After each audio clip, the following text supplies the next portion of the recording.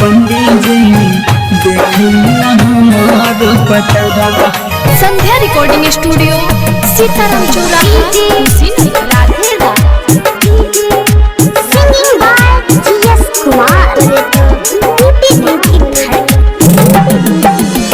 भूल गईल के याद करली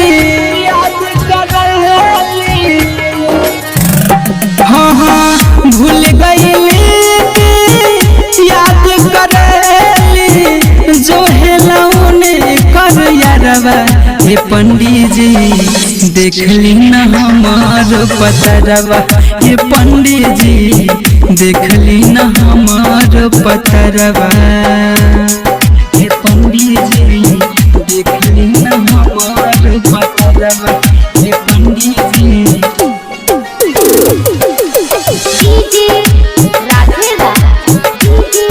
ये पंडित जी देखली न हमार पतरवा। ये पंडित जी है कि ना है देखिल राह हो बड़ी तड़पिले जब से छूट गईल बाह। बड़ी तड़पिले जब से छूट गईल बाह। है कि ना है देखिल राह हो बड़ी तड़पिले जब से छूट गईल बाह। छछने लजियारा उनका हो बिना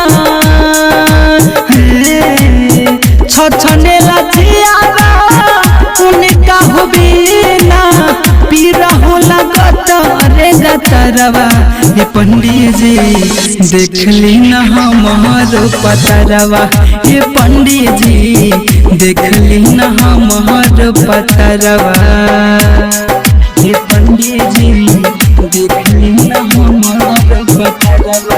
ये पंडित जी राधेगा। ये पंडित जी देखली न हमार पतरवा। ये पंडित जी कौन खबर कबो फोनवो न कैली कैसे रहतारी उहाँ हाल न बतैली। कैसे रहतारी उहाँ हाल न बतैली। कौन खबर कबो फोनवो न कैली कैसे रहतारी उहाँ हाल न बतैली। राइटर में रहा चचिया से कुमार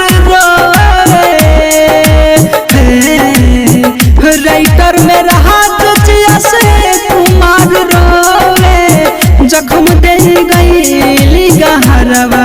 ये पंडित जी देखली न हमार पतरवा। ये पंडित जी देखली न हमार पतरवा।